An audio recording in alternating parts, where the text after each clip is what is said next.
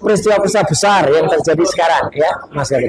Mungkin ada pandangan khusus atau telaah yang menarik supaya apa? Supaya masyarakat juga tidak melupakan kasus ijazah palsu ini. Silakan Mas Gafur. Assalamualaikum warahmatullahi wabarakatuh. Ya, para pemirsa, wah ini ada banyak nih ya. Roy Suryo Official, Abdul Ghafur Sangaji Official, Refri Harun Channel, dan Ugraseno Tribrata ya. Langkah Ugate, langkah update yang luar biasa di kesempatan malam hari ini ya. Nah, hari ini inilah trio, tapi bukan trio kuek-kuek ya. Nah, kalau trio kuek-kuek lain. Kuek-kuek itu yang ada di sana, yang kuek-kuek. Trio beneran. Kali ini kita akan tampil dengan isu-isu paling update. Nah, isu paling update. Kita tahu teman bahwa barusan terutama yang ada di kota Jakarta itu melihat ada beberapa konsentrasi alat-alat berat.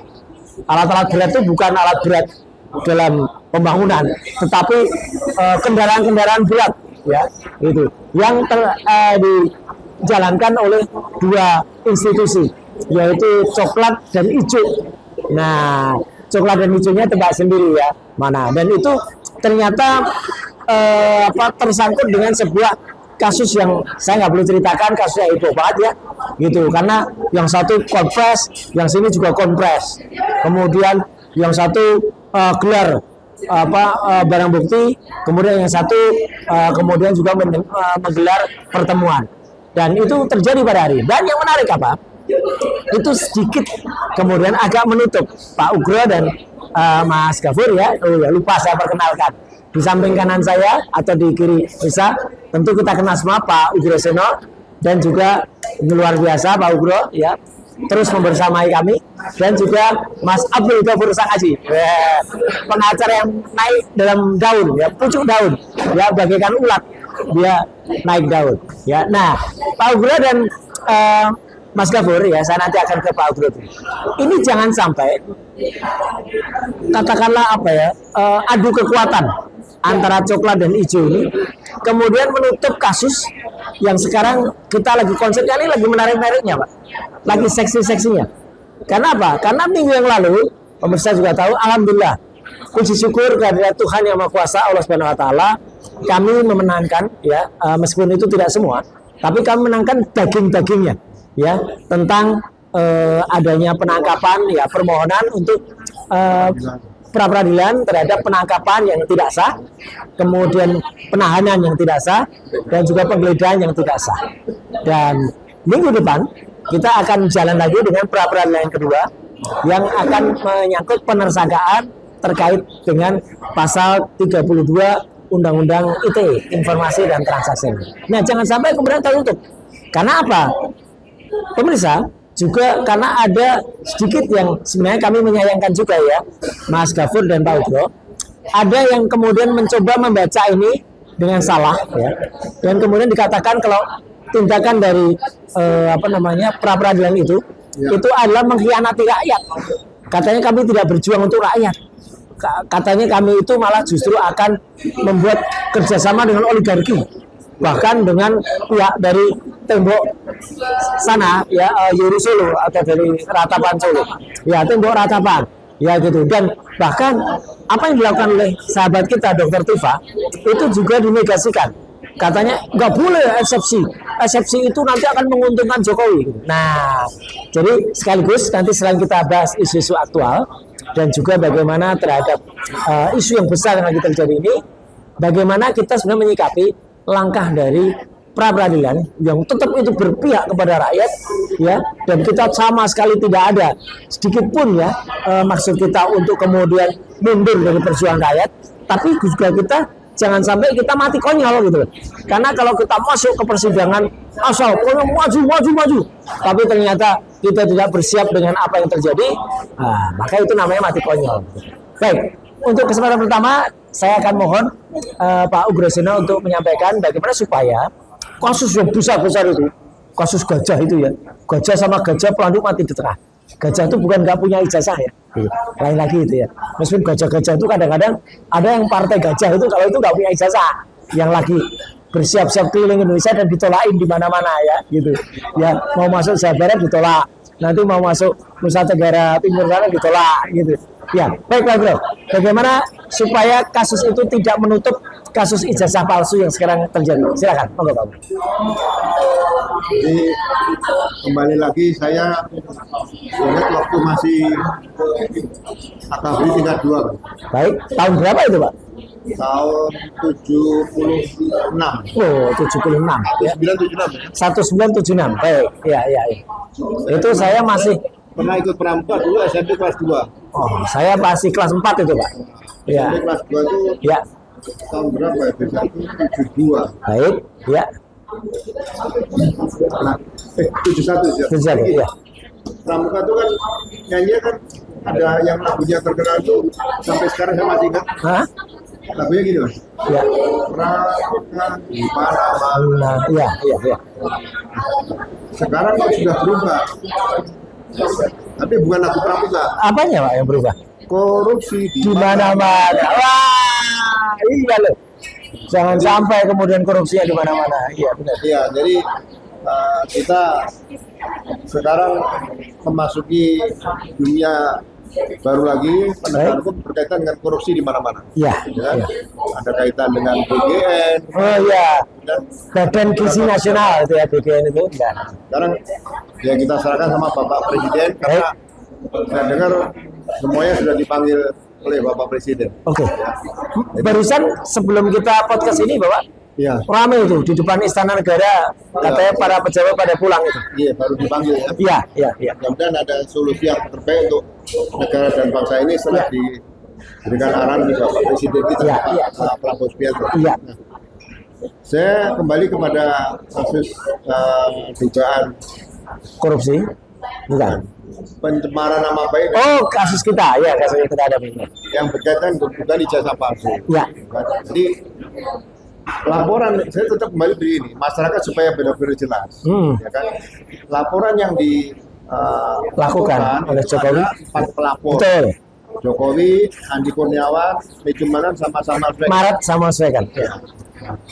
Kemudian saya melihat di sini bahwa sangat aneh dalam satu berkas perkara bisa membuat 4 laporan polisi. Dan lokus tempusnya juga beda-beda Pak tadinya.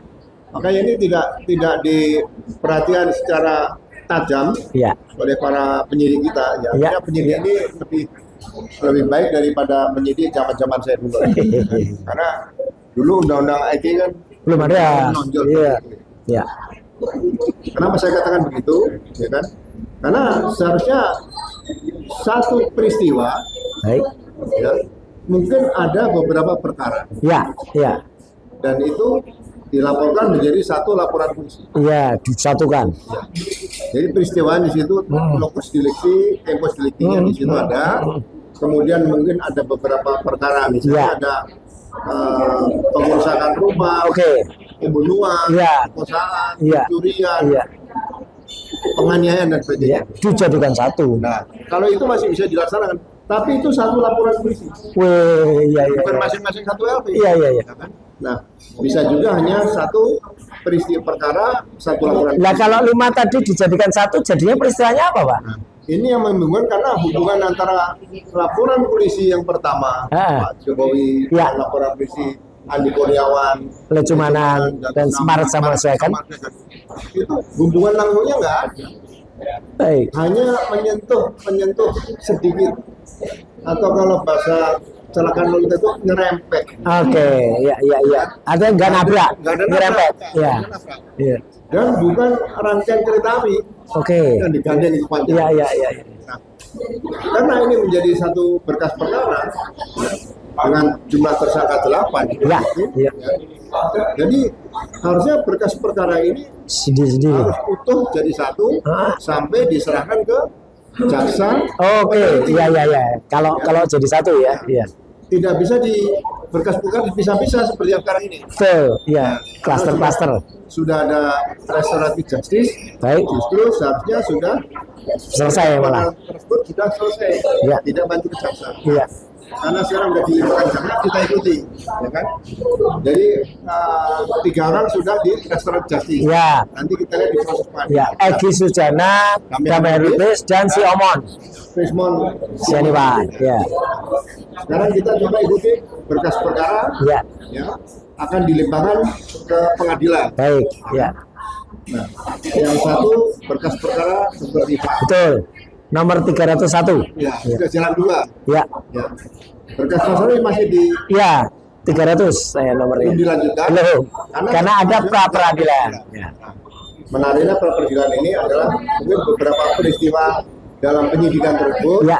Ya. yang kira-kira banyak bertentangan dengan satu Ya. KUHP-nya. Betul. Kita undang-undang hukum pidana, yang kedua dengan hukum acara pidana. Ya, ya, ya. Ini menarik. Pra peradilan yang tahap 1, Ya. bukan tahap namanya kan? Pra peradilan Pertama. Ya, pertama. Pra peradilan pertama itu berkaitan dengan proses sebelum dilakukan ke jaksa, itu dilakukan proses penangkapan, penggeledahan, Dan penahanan. penahanan. Ya. Ternyata Tidak sah. pra peradilan Mas Roy diterima oleh hakim Betul. Tunggal. Ya. Ya. dan dinyatakan proses penangkapan, penggeledahan dan penahanan tidak sah. Baik. Ya. Tapi jangan dikaitkan bahwa perkara tersebut nanti akan tutup. Oh iya, iya, iya. Biarin aja. Betul. Ya. Ini menarik kenapa? Karena ada pra peradilan kedua. Ya, ini minggu depan. Ini berkaitan kan pasal-pasal tadi. Ya. Pasal 32 ayat 1 ya. Ya. Ya. Undang-undang ini. Itu. Jadi inilah akibat penerapan pasal yang asal-asalan. Ya kan? Jadi kemungkinan juga itu kan ada 4 pasal. Baik. Ya. 310 Ya. KUHP 6 pasal, Pak. 6 pasal jadinya. atau 6? 6, Pak. 6 ya. 6. Ya. 310 KUHP Ya. sekarang menjadi 433, 433 baru 311 KUHP 11 KUHP jadi 434. Ya. kemudian Pasal apa? 28, 27 atau 28? Iya, iya. 8 kemudian 3 Enggak jadi gajah, enggak ada ya? Iya, iya, iya. Oke. 32 dan 35. 32, 35. Baik. 32-nya juga Oh iya, 6 itu karena dalam dakwaan itu diulang lagi, Pak. Jadi ada 310, tapi kemudian ada juga disebut 433. Oh iya. Ada 311 disebut juga 434. Iya. katakanlah perkara Pengulangan. pengulangan ya. Iya, iya. Jadi memang seharusnya kalau menurut KUHP Yang mana? KUHP baru atau yang lama? KUHP baru. Iya, betul. atau kalau di KUHP nama yang menentukan bagi tersangka. Iya. Karena di situ ada pasal-pasal penerapan yang menurut saya ada Iya. 4 pasal. Iya. Kalau ditambah yang KUHP baru seolah ada 6 pasal. 6 pasal, iya. Ini sekarang sedang diuji. Karena Ya. pasal-pasal yang kaitan dengan undang-undang itu pasal 32 dan 35, khusus 32 yang sekarang akan kita terapkan. Betul, di peradilan minggu depan. Itu sangat sulit diterapkan. Ya. Jadi ini akibat proses awal tadi, Ya. laporan Ya. dipaksakan. Iya, amburadul lah sebenarnya. Tapi nanti sah atau tidaknya Ya. pasal 3 penerapan pasal 32 kalau terkait Nah, baik Mas Roy atau Dr. Rifa, Nah. kita ikuti nanti sidang Siap. perapradilan di pengadilan. ini Jakarta Selatan. Ya. Nah, kemudian kalau berkaitan dengan laporan-laporan Nah. 3 orang yang memang Yang lain itu, ya. dimasukkan dalam, Nah, itu, ya. nah, itu menurut saya ada dapat dikenakan nanti pasal memberikan keterangan Palsu, laporan palsu. Oke, ini. Oke. pejabat Ya. kepolisian tadi. Iya, iya, iya. Nah, ini nanti tetap juga diproses. Siap. Akibat ketidak Cermatan. cermatan Ya. penerimaan laporan, justru akan menciptakan para tersangka baru yang membuat laporan polisi. Betul. Iya. Pesan saya sekali lagi, jangan main-main dengan membuat laporan polisi Nah, itu. dalam bentuk delik biasa, Ya. tapi laporan itu ternyata tidak benar tepat. Setuju. Iya. Maupun membuat pengaduan palsu. Iya, iya, iya, iya. Seolah aduan tadi benar. Iya. Karena sekarang di KUHP baru sudah diatur pasalnya kalau di situ, ya. Nanti sekali lagi biar suatu saat kita akan Ya. panggil ahli pidana untuk menjelaskan pasal-pasal tersebut. Baik. Jadi sekali lagi saya lebih banyak memberikan edukasi kepada masyarakat. Siap. Ya. Jadi jangan sampai nanti terjadi hal-hal yang kira-kira malah merugikan pelapor. Betul. Sebagai contoh misalnya, Ya, ya, ini satu contoh yang Iya. Aktual. apabila nanti pembuktian bahwa yang dilaporkan Laporkan itu tidak. dan fitnah tadi berkaitan dengan bukan ijazah palsu. Ya, ya. Dan kalau itu tidak terbukti Ya. bahwa ijazah tadi Asli. asli ya. Iya. Kalau tidak terbukti itu asli, Iya. palsu, Palsu. tapi Iya. terbukti, Iya. itu nanti akan bisa dilaporkan kembali. Betul. Itu. Pelapor akan dilaporkan dengan Iya. pasal memberikan laporan palsu kepada aparat. Itu Iya. saja yang sebentar Baik. bisa saya sampaikan. Terima Siap. kasih Mas Roy. Ya.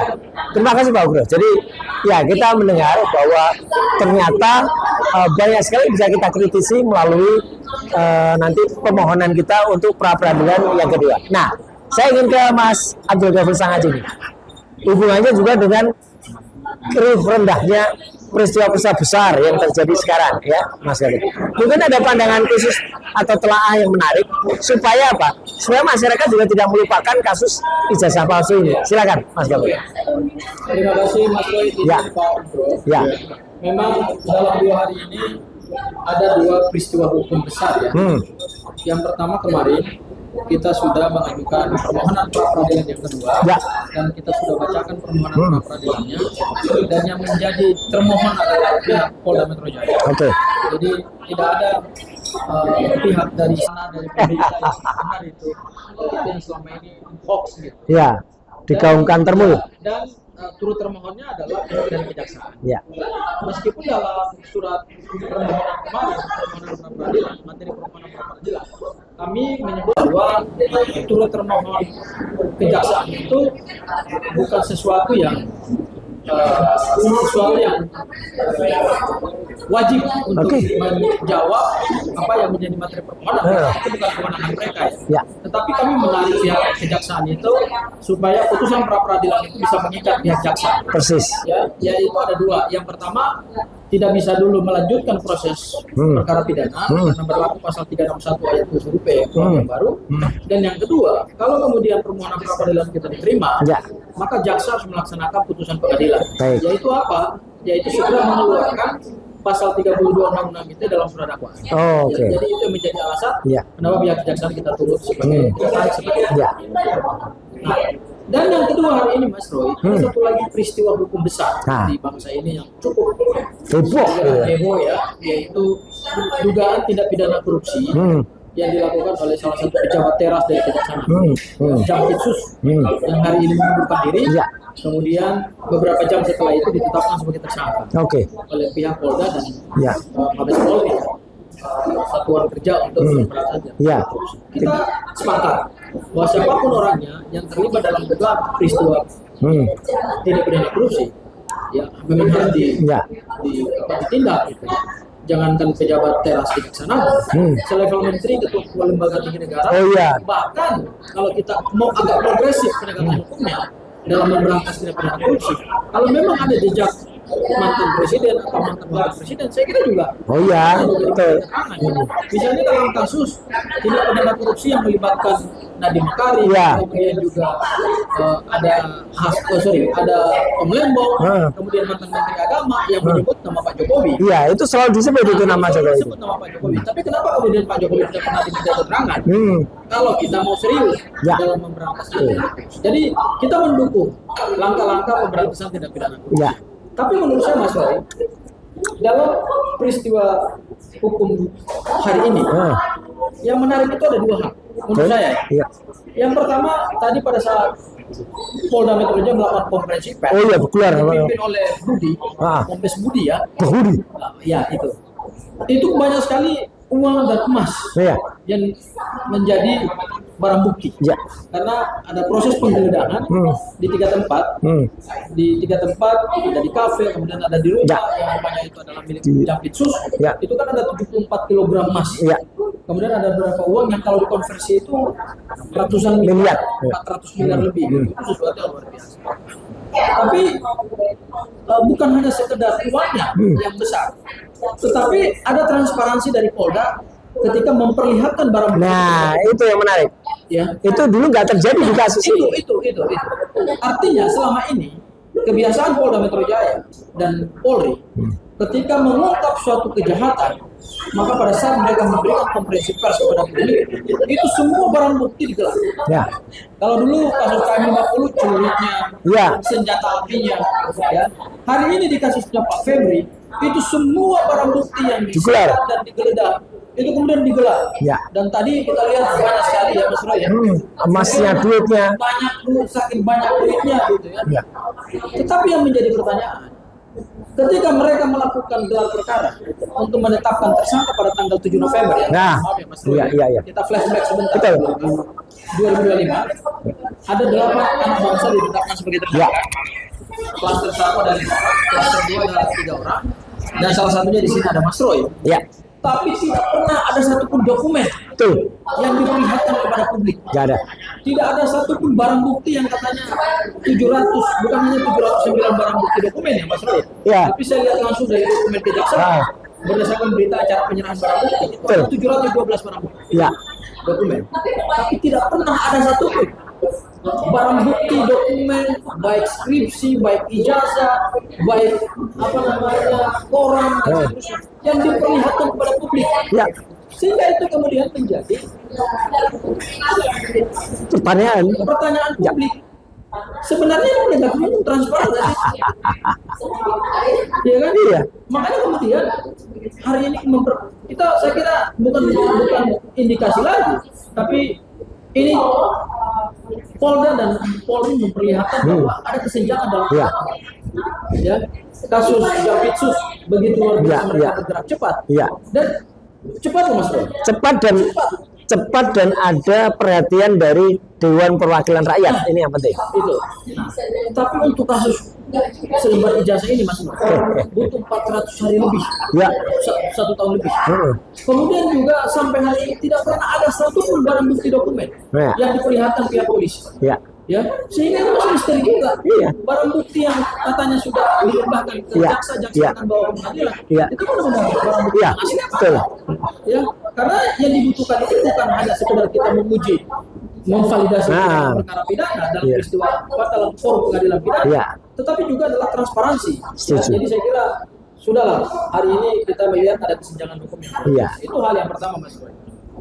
Hal yang kedua juga Mas Roy, hari ini juga ternyata ada konferensi pers bersama Nah. 3 institusi, Ya. yaitu kejaksaan Nah. yang diwakili oleh PLT Jampitsus yang baru, Baik.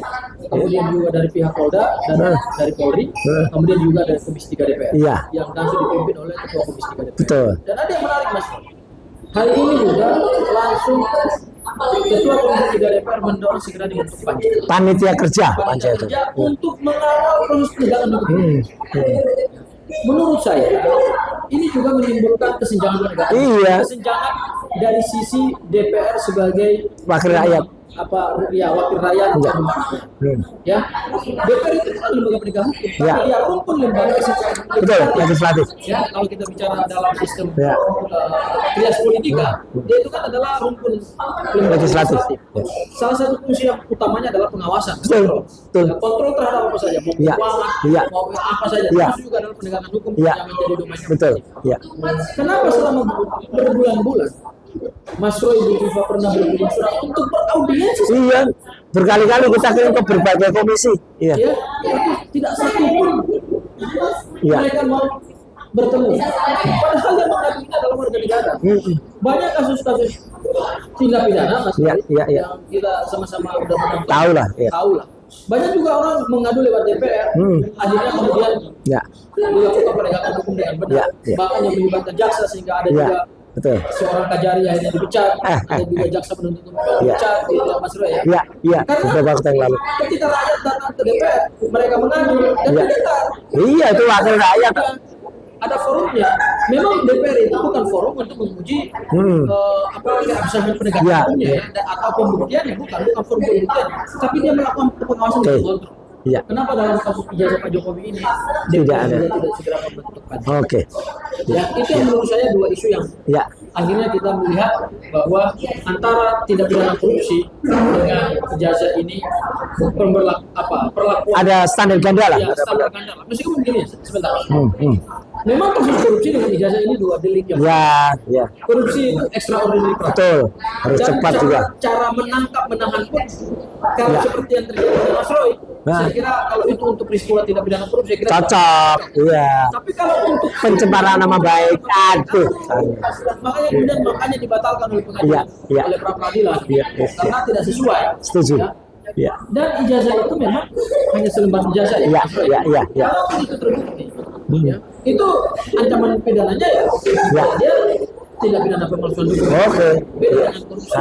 Ya. Tetapi kan yang punya ijazah ini kan adalah seorang mantan presiden. Ya. Oleh karena itu DPR juga seharusnya gubris Segera gitu loh. Iya. membentuk panja, bahkan juga berlaku panitia khusus untuk melakukan investigasi. Pansus kalau ini harus levelnya. Pansus bila Iya. perlu, ya, Mas Roy Dari kan semua punya komisi. Ya. Mas Roy kan punya pengalaman di DPR. Iya. Karena ini melibatkan banyak sekali stakeholder. Iya. Ada KPU, Berbagai kementerian juga. Iya. partai politik, Iya. pengusung, Iya. ada Universitas Gajah Mada. Iya. Karena ini demi kejujuran dan perjalanan Setuju. bangsa ini ke depan. Setuju. Itu Mas Roy yang Ya, saya kira. baik. Ya. Terima kasih Mas Gafur. Jadi sebelum nanti saya akan kembali ke Pak Ugro lagi ya. Tadi menarik bahwa teman-teman di DPR sekarang ya 580 anggota dewan. Itu kan tugasnya kan sebagai wakil rakyat. Dan wakil rakyat itu ada lagunya. Wakil rakyat seharusnya merakyat. Tapi nggak usah saya teruskan, nanti kena copyright ya gitu. Nah, mereka harusnya benar-benar melihat perkembangan ada, jangan kemudian ketika ada kasus heboh ini terus kemudian mereka bergerak membentuk panja atau panitia kerja ya. Kenapa panja? Karena itu mungkin tidak melibatkan berbagai komisi yang ada ya, jadi mungkin hanya satu komisi saja, komisi 3 atau komisi hukum. Tapi harusnya kalau soal ijazah palsu itu kan menyangkut komisi pendidikan, komisi 10, menyangkut juga misalnya hukum, komisi 3, menyangkut juga misalnya hal-hal yang lain ya, yang itu nanti akan juga harusnya diperiksa. Gitu. Ternyata kan tidak sampai dengan saat ini ya, itu yang sangat disayangkan. Baik, saya kembali ke topik yang nanti akan juga kita bahas ya Pak Ugro, yaitu pada saat pra peradilan yang kedua Pak Ugro. Nah sekarang ini agak sedikit coba mohon bisa dijelaskan kemarin. Dan tujuan kita praper, Pak Ugro, itu adalah kalau ada sekarang framing yang coba dibuat ya. Saya menyesalkan sekali ya, karena itu sebenarnya kan dulu kan ya disebut sebagai pembela saya gitu ya gitu. Tapi kemudian gara-gara satu oknum itu, kemudian kan masalahnya grup yang membela itu kemudian menjadi agak menjauh, atau sekarang posisinya mungkin harus kita hentikan gitu ya, atau kita cut dulu. Karena apa? Supaya tidak kemudian berbeda, karena etikanya memang nggak boleh Pak Bro. Ada pembela tapi malah menyerang prinsipalnya gitu. Nah, apakah pra peradilan itu tuduhannya atau framingnya itu bahkan dituduh kita melakukan pra peradilan ini adalah justru menguntungkan pihak oligarki atau menguntungkan pihak pemilik ijazah palsu itu gitu. Jadi tujuannya katanya dengan dipelapor nanti nggak perlu masuk ke perkara intinya gitu. Jadi dia justru digariskan. Padahal kan ya memang yang namanya praper itu kalau memang ada prosedur yang salah seperti kemarin kan memang harus dihentikan. Tapi menghentikannya kan sebenarnya kalau soal ijazah palsu itu kan masih banyak cara yang lebih smart nanti untuk bukan di kasus fitnah dan pencemaran nama baik ini, Pak Bro. Itu yang sekarang coba di framing seolah-olah apa yang kita lakukan di sini ditambah apa yang dilakukan Dr. Tifa dengan eksepsi. Loh, kalau eksepsi itu kan wajar, Pak.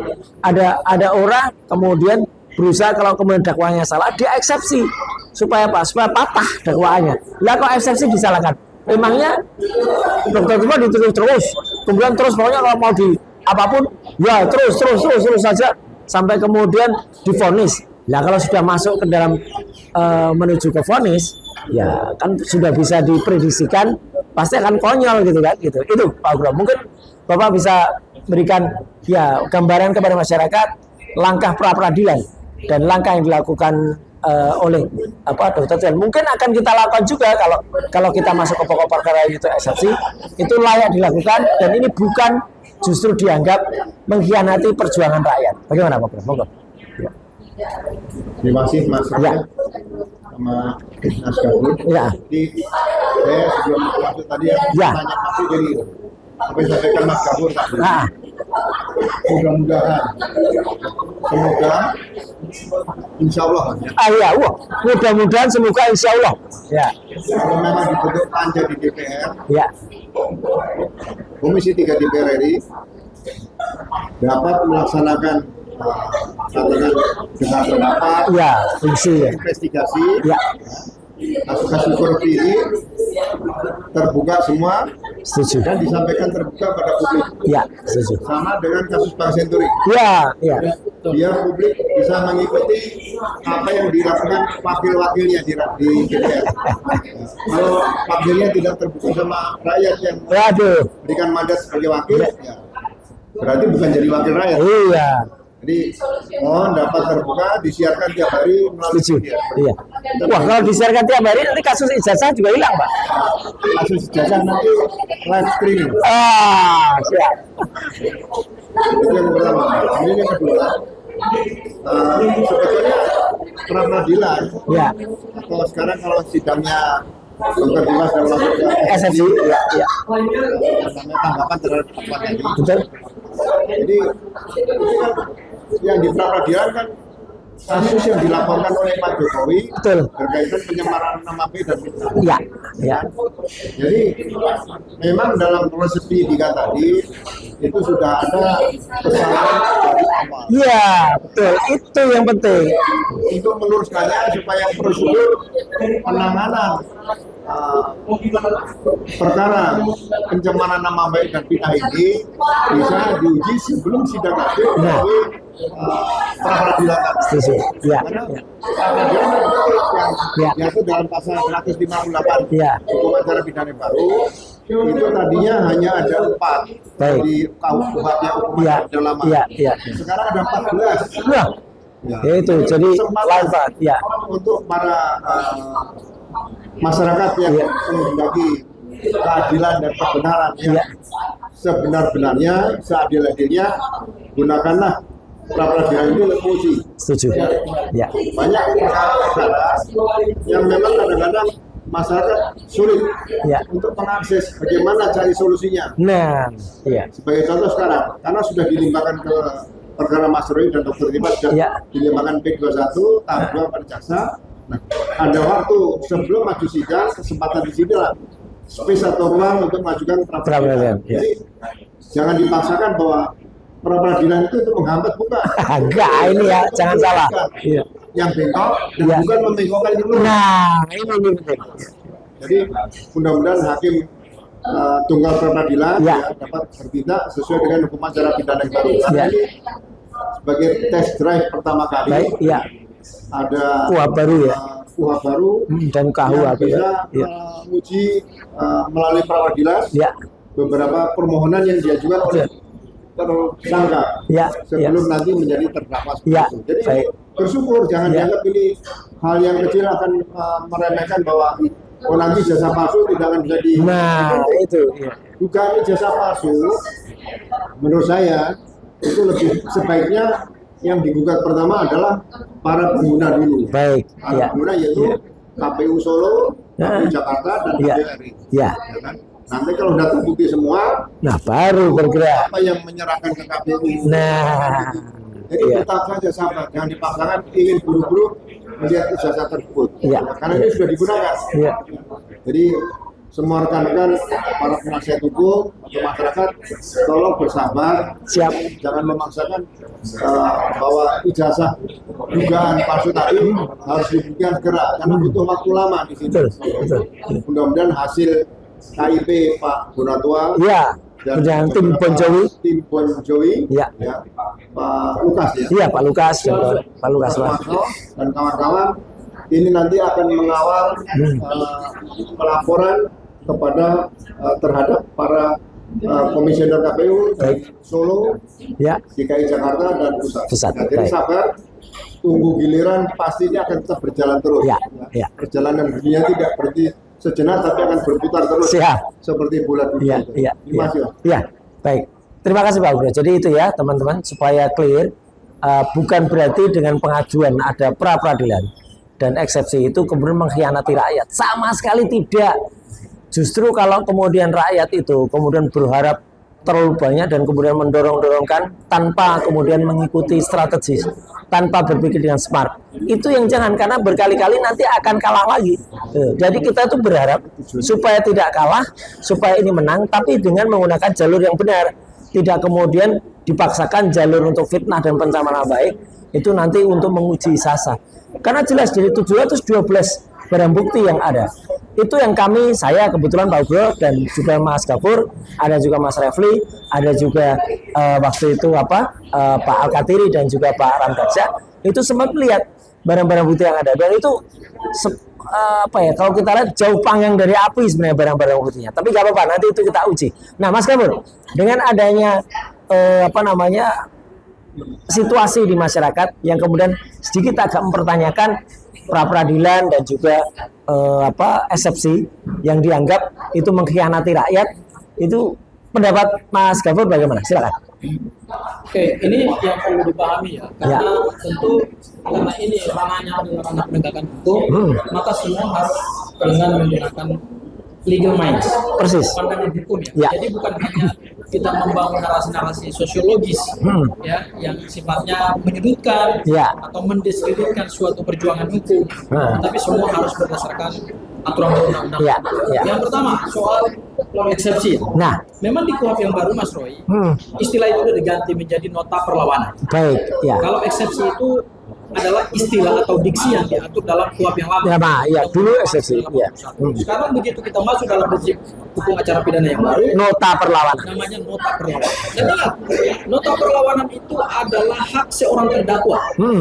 Itu diberikan oleh undang-undang. Itu adalah langkah hukum yang digunakan oleh seorang terdakwa untuk melakukan perlawanan terhadap surat dakwaan.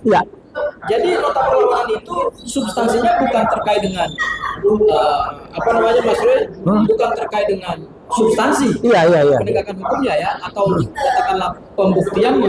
Belum. Tetapi lebih pada aspek formilnya. Yaitu apa? Apakah surat dakwaan itu disusun secara cermat, secara jeli, sesuai dengan fakta, aturan perundang-undangan apa tidak gitu ya. Nah, kalau kemudian kita lihat kemarin di surat dakwaan, memang seperti yang tadi disebut oleh Mas Roy, ada pasal kan dakwaannya 4, Mas Roy.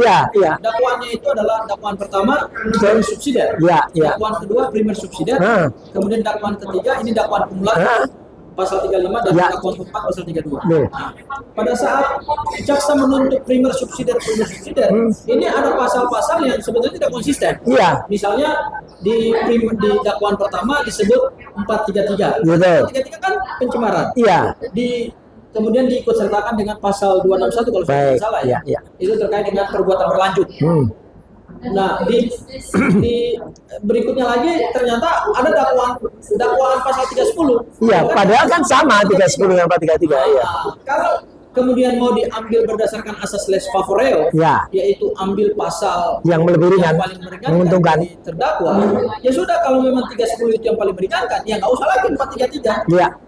Ambil aja satu pasal. Kalau memang itu unsurnya lebih meringankan. Makanya dalam nota perlawanan Butiva kemarin mereka mempertanyakan, ini dakwaannya gimana sih? Dan kalau kemudian itu diterima, maka akibat hukumnya ada. Bisa kemudian surat dakwaan dinyatakan batal lebih atau kemudian surat dakwaan tersebut digugurkan oleh hakim gitu. Dan kalau surat dakwaan dinyatakan batal demi hukum, berarti perkara tersebut tidak bisa lagi diadili. Karena mengadili suatu perkara pidana dasarnya adalah surat dakwaan. Dan surat dakwaan itu, ingat, itu adalah mahkotanya jaksa. Ketika digugurkan oleh pengadilan dan digugurkan oleh hakim, maka berarti gugur juga mahkotanya jaksa. Dan perkara tersebut tidak bisa lanjut. Itu bukan karena Butiva takut untuk melanjutkan perkara. Nah, ini yang penting. Tetapi adalah kita menegakkan dan kita meluruskan hukum. Dan kemarin saya apresiasi ya, Mas Roy, nota perlawanan dari Butiva. Butiva, saya kira pengacara-pengacaranya juga senior-senior, mantap-mantap juga. Ada Pak Al-Katiri, ada Pak Ramdaksa, ada kemudian yang lain. Baik. Yang kedua, terkait dengan pra peradilan ya Mas. Nah, iya. Sama, pra peradilan ini juga hak seorang tersangka. Iya. Kalau tadi hak seorang terdakwa ketika sudah diadili, dia menggunakan nota perlawanan. Nah, ketika kita belum sampai kepada pengadilan, kita Ya. masih statusnya sebagai tersangka. Tersangka. Nanti kita diberikan hak oleh undang-undang. Ya, Dan betul. hak itu kita pilih. Ya. Ada pertanyaan, kenapa milihnya di Ujung. perkara di ujung? Ya. Loh, itu namanya strategi hukum. Iya. Orang boleh memilih di awal, Betul. boleh memilih di tengah, Iya. boleh memilih di ujung. Iya. Dilarang oleh undang-undang. Nggak ada. Silakan kita berstrategi hukum. Iya, Karena iya. penegakan hukum itu juga ada strateginya. Setuju. Ya, jadi kita memilih di ujung itu ibaratnya Mas Luis saya menggambarkan begini. Kita balap Ya. Formula 1. Ya. Ya. Kemudian ada pembalap Tukang yang ya, jalan dia. sekali. Ya. Tapi kemudian pada saat lap terakhir Nah, di dia tikungan, mengejar. Ya. dia bisa nyalip Betul. dan kemudian dia Finish. Benar. katakanlah mungkin lawan-lawannya kaget gitu. Iya, iya. Loh, kok canggih banget ya. Iya, Nah, iya. itulah yang kita sebut dengan strategi berhukum. Iya, iya. Jadi perkara sudah dilimpahkan ke pengadilan dan oleh undang-undang tidak dilarang, Iya. maka kemudian kita menggunakan hak kita untuk mempertanyakan. Setuju.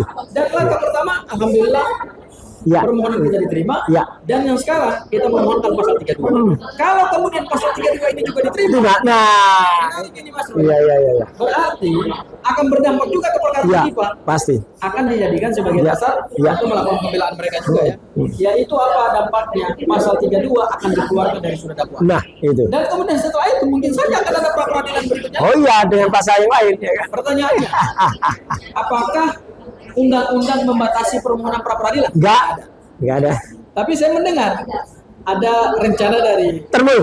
nah itulah termula ya karena kata itu sudah umum, Ya. yaitu mereka mau menyurati Mahkamah Agung Wih. untuk meminta pendapat Mahkamah Agung bahwa Ya. permohonan pra peradilan itu harus dibatasi. Pertanyaannya, Mahkamah Agung itu pembuat undang-undang apa pelaksana undang-undang? Nah, Loh, kok bisa undang-undang ngatur? sudah menentukan tidak ada pembatasan. Iya. Anda mau memaksakan Mahkamah Iya, Agung membuat pendapat hukum atau membuat peraturan internal Mahkamah Agung yang bertentangan dengan undang-undang. Iya. Bagaimana sih? Itu namanya tidak sesuai dengan hierarki perundang-undangan. Masa Mahkamah Agung bisa menganulir undang-undang? Iya, Nggak boleh. iya. Artinya hargai saja. Iya, Dan keputusannya. kita tunggu saja sampai kemudian nanti Iya. keluar putusan pra peradilan yang Kedua. Dan hari Senin Mas Roy, Ya. itu kan akan ada jawaban dari pihak termohon Iya, dan betul. kita akan Mendengarkan itu. mendengarkan Iya. seperti apa sih jawaban termohon Setuju. terhadap materi kita. Setuju. Jangan-jangan mereka sedang memutar otak juga, iya kan? Karena gini Mas Roy, tidak ada satupun pihak Pak Jokowi, termasuk para kuasa hukumnya, termasuk juga mungkin relawan-relawan, Ya. termasuk juga mungkin Polda Metro Jaya menyangka bahwa di tikungan terakhir, Ya, kita pihak masuk terakhir dengan pra-peradilan. memasukkan pra peradilan. Ya. Ya, itu saya bilang adalah strategi Ya. yang sangat canggih. Ya. Ya, dan akhirnya harkat dan martabat Mas Roy Ya. harus dikembalikan. Betul. Karena penangkapan dan penahanan itu oleh Tidak pengadilan sesuai. dinyatakan tidak sah. Dan Ya. satu lagi Mas Roy terakhir, Ya. ini adalah pembelajaran hukum, ini laboratorium hukum. Hmm. Kepada masyarakat, tadi disampaikan juga oleh Pak Ugro, Ya, ya. dengan KUHP yang baru ini, jangan takut untuk pra Ya. peradilan. Ya. Betul. Tidak selalu semua perkara pidana harus berujung pada pengadilan. Iya. Tidak Ya. selalu. Ya, saya katakan tidak selalu. Ya, Kenapa silakan. tidak selalu? Ya. Karena negara sedang menyediakan forum lain, Betul. yaitu forum pra Pra-peradilan. peradilan. Dan pra peradilan ini menariknya Mas Roy, Ya. tidak dibatasi. Nah, iya. Kalau dulu dibatasi, Iya. begitu perkara didaftarkan oleh jaksa penuntut umum, Nah, udah selesai gugur. Iya. ya. Ya. Tetapi oleh pembuat undang-undang, Nah, itu sekarang tidak. Bahkan perkara sudah dilimpahkan dan sudah keluar nomor registrasi pidananya, Nah, masih boleh. masih bisa dilakukan Iya. pra peradilan. Ya. Luar biasa. Luar biasa. Terima kasih buat DPR, terima kasih buat pemerintah yang Ya. telah mendesain KUHP baru dan berorientasi pada hak-hak tersebut Iya, iya. dan perlindungan hak Ya. warga negara. Makasih Ya. Mas Roy. Ya. Baik pemirsa, sebelum saya nanti minta Pak Ugro juga menyampaikan closing statement-nya dan mungkin ada tambahan dari Mas Gafur. Sekali lagi kita juga mengaturkan luar biasa ucapan terima kasih dan salut ya kepada Hakim Tunggal pra peradilan kita ya, I Ketut ya, yang sudah memberikan hasil putusan yang luar biasa. Dan mungkin pemirsa juga perlu ingat Pak Ketut ini ya, itu adalah dulu yang sudah juga menolak ya ketika diajukan PK atau peninjauan kembali oleh Sylvester Matutini. Nah, jadi memang insya Allah Pak Ketut ini orang yang tegar, orang yang lurus ya, dan nanti bisa benar-benar juga menyampaikan putusannya ketika dalam pra peradilan kami yang kedua ya, karena kita sampaikan dengan sangat detail dan insya Allah hasilnya juga tidak akan jauh dari peradilan pertama yang kami di quote and quote dimenangkan. Ya memang dimenangkan ya. Kalau terlalu kan mengatakan itu nggak menang, itu kan sudah lewat waktunya semua. Ya udahlah, nggak apa-apa, yang penting masyarakat tahu artinya, dan yang penting masyarakat dengan penegasan di saat ini itu tidak kemudian mengira lagi bahwa kami ini melakukan pengkhianatan. Sama sekali enggak. Kita nggak akan melakukan itu gitu loh, pengkhianatan itu. Dan kalau kemudian ada tuduhan semacam itu, ya biarkan masyarakat menilai. Dan saya juga tetap mengimbau, kalau memang tidak setuju dengan langkah kami, ya sudah, nggak apa-apa. Tidak perlu kemudian ikut menentang seperti tamul ya gitu. Kalau jadi pernah ya, kalau nanti jadi pembela, ya bela saja, jangan kemudian bela tapi malah menjadi pelawan upaya kita. Terakhir Pak Ugro, mungkin nanti juga saya mohon statement terakhir dari Mas Gafur, apa yang bisa saya sampaikan, nasihat-nasihat untuk menghadapi pra-peradilan kedua dan situasi saat ini. Monggo Pak Ugro. Jadi sebagai penutup, Ya, mari kita sosialisasikan pasal 158 hukum acara pidana yang baru, ya, ya. Undang-Undang nomor 20 tahun 2025. ya kan, sebagai pencerahan, ya kan, membuka cakrawala baru, Ya. ya kan, karena di bidang hukum nanti masyarakat akan lebih banyak diberikan peran Siap. untuk mengontrol bagaimana penegakan hukum yang benar dan adil di negara kita. Ya.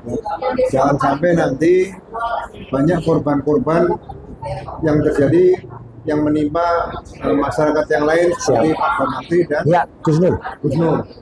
Ini harus selesai Ya. karena dengan dugaan ijazah palsu yang telah digunakan untuk pejabat daerah dan pejabat negara Itu seperti jelas yang salah. dilakukan oleh Pak Presiden Jokowi, mulai dari wali kota, gubernur sampai presiden. Ya. Kemudian saya juga menyampaikan kepada publik, Ya. sekali lagi apa yang ditempuh dalam pra-peradilan ini, di situ kalau nggak salah ada 14 poin, tapi salah Ya. satu yang menarik bagi saya Ya. adalah pra-peradilan terhadap penyitaan atau barang atau benda Ya. yang tidak ada kaitan dengan perkara pidana. Nah, itu ya kan. Ini menarik, kenapa? Jangan sampai berkas perkara yang berkaitan dengan pencemaran nama baik dan fitnah, Ya.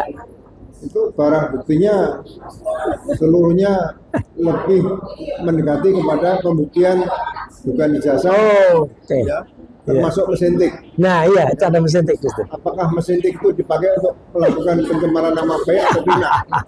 Itu menarik bagi saya, ya kan? Ya, ya. Nah, mesin tik ini disita dari mana dan Ya. siapa yang menggunakan mesin tik tersebut itu Ya. mungkin nanti akan terbuka di pengadilan atau bahkan nanti di sidang pra-peradilan. Betul, betul. Itu saja dari saya. Terima Siap. kasih. Selamat pagi ya. Iya, iya, baik. Terima kasih Pak Ugro. Lanjut, langsung sambung Mas Gafur sebagai closing statement. Tadi Ya, Pak Ugro bahwa sekarang ini penegakan hukum sudah sangat transparan. ya, Bahkan dalam penanganan tindak pidana korupsi yang diduga melibatkan Jampitsus, itu Polda sudah menunjukkan sejumlah barang bukti. Tetapi sayangnya dalam perkara kasus ijazah palsu mantan Presiden Ya. Jokowi, ini yang kita lihat ada kesenjangan. betul. Ya, dan Ya. sampai hari ini publik belum pernah melihat seperti apa wujud fisik atau Ya. analog daripada ijazah Ijazah Pak Jokowi. itu, ya. Saya sudah lihat, Mas Fri juga sudah lihat. Iya, iya. Ya, mungkin Pak Ugro dan teman-teman yang lain atau Ya. juga semua masyarakat Indonesia masih bertanya-tanya sebetulnya seperti Ya. apa sih ijazah Pak Jokowi? Nah, Kenapa pada saat pengumuman tersangka pada tanggal 7 November tidak ditunjukkan juga. 25 Ya. yang diumumkan langsung oleh Kapolda Metro Ya. Jaya, kenapa tidak seperti hari ini? Ya, Bahkan tadi pengumumannya hanya selevel Kabid Humas ya, Iya, iya, Pak Budi tadi.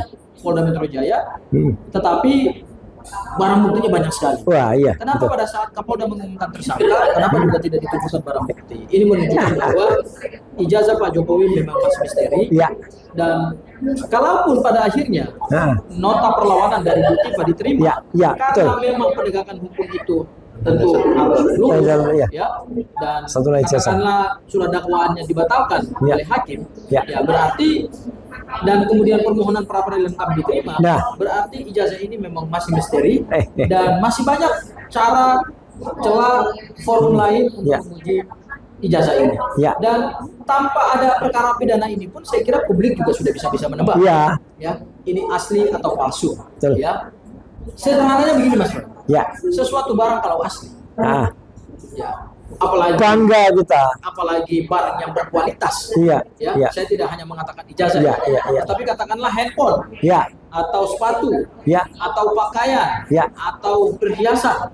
Kalau itu asli dan kemudian dipertanyakan keasliannya, akan dengan bangga dikeluarkan. Oh iya, pasti. Bahkan pada saat seseorang melakukan laporan polisi, Ya. pada saat dilakukan gelar, Ya.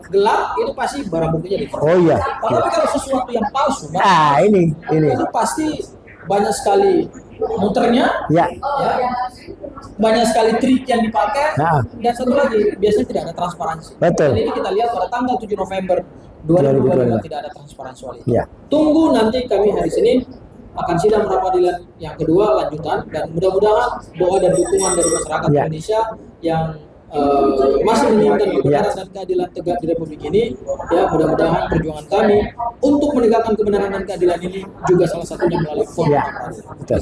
Ya. Ya, ada tambahan? Oh ya? Ya. Ya. Mas Gobur ini kan cerita asli dan palsu. Nah, iya, iya, Pak. Ini gong aja nih, supaya Siap. nggak terlalu ngantuk ya. Ya, ya. Saya ingat dulu ada pejabat Ya. yang dituduh menggunakan jam asli. Nah. Iya. Kemudian diklarifikasi Iya. di depan media, jam saya tidak asli, tapi palsu. Iya, terus dibuang. Nanti, Iya. ya kan? Iya, kita tahu semua lah itu orangnya. Ditanya, Pak, ijazahnya asli. Ya, tunjukkan asli, jangan tunjukkan ijazah palsu. Oh iya, betul. Iya, iya. Kalau ditanya, Pak, ijazahnya palsu, tunjukkan yang asli, Iya. ijazah asli. Iya. Seperti saja, terima kasih. Iya. Luar biasa. Kita ingat betul ya, pejabat yang bersangkutan dulu termasuk orang kuat gitu karena gitu. Pada iya. Dan sekarang nggak nampak lagi entah kemana itu orang itu ya. Udah nyungsep ya kelihatan ya gitu. Ya yang kemudian ketika di ragukan atau ada tuduh jamnya ya gitu. Kemudian jamnya itu miliaran harganya ya. Inisial jamnya mereknya RM. Iya, betul. Ya, bukan RM, bukan Raden Mas ya gitu, tapi RM yang lain ya gitu. Bukan Resmon, RM itu juga bukan. Respon sih parah ya gitu, bukan. Nah itu. Jadi pemirsa sekali lagi yang masih setia bersama Roy Suryo Official, Abdul Ghafur Sangaji Official, Langkah Update, kemudian juga Refli Harun channel dan juga Ugro Sino Tribrata ya. Inilah pembicaraan kita di malam Dan ya. Peradilan kita. Ya. Jadi kembali lagi nih, kalau pendidikan di Akabri itu Siap? baik tingkat 1, tingkat 2, tingkat 4. Ya. Kalau baris berbaris sama dengan visi misi kita melakukan permohonan pra peradilan dan Oke. juga dari nota perlawanan Ya. Dr. Bima, Ya. begitu. Itu sama dengan aba-aba komandan peleton yang memimpin itu, Ya. ini, Pak. Luruskan. Iya. Nanti yang belakang dia Lurus. gitu. Ya. Itu aja. Oh. Ini maknanya dalam nih pemirsa. Makin malam makin dalam maknanya ya gitu. Yang tahu silakan tersenyum ya. Kemudian tapi yang kurang tahu bisa googling arti dari candaan ataupun guyonan yang sangat dalam tadi pemirsa. Ya, tapi kita tidak hanya guyon. Kita benar-benar serius dalam melaksanakan strategi ini, termasuk dalam melakukan pra peradilan dan juga sahabat-sahabat saya melakukan nota perlawanan. Sekali lagi, kami tidak mundur sedikit pun ya dalam membela kepentingan rakyat, dan jangan kemudian malah membuat framing yang itu malah katakanlah malah mengecilkan upaya kami. Kita tetap bergerak bersama rakyat dan kita tetap makanya ya saat ini juga saya terus terang Pak Ugro dan Mas Ghafur dengan izin dan saya tadi sudah mohon petunjuk kepada Allah Subhanahu wa taala ya. Saya juga menegaskan utamanya pada teman-teman media dan podcaster ya gitu. Mulai saat ini ya ada surat yang memang sudah saya tanda tangani dan surat itu benar. Surat itu menyatakan bahwa kami atau saya itu sekarang tegak lurus ya dalam membela ini dan jangan mendengarkan statement yang lain selain dari kuasa hukum yang saya tunjuk yaitu Tokham ya. Di luar itu sudah bukan lagi kuasa hukum dari saya ya.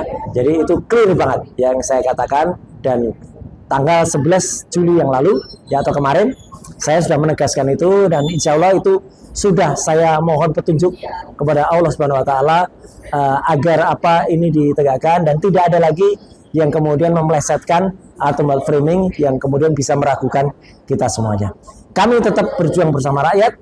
Jadi rakyat jangan kemudian dibikin pusing, dibikin bingung dengan kok pakai eksepsi, kok pakai pra peradilan, itu membuat apa pemilik ijazah palsu atau pengguna ijazah palsu nggak sampai tetap sampai di sidang itu dia, tapi dengan masih banyak cara nanti ya melalui persidangan-persidangan yang lain.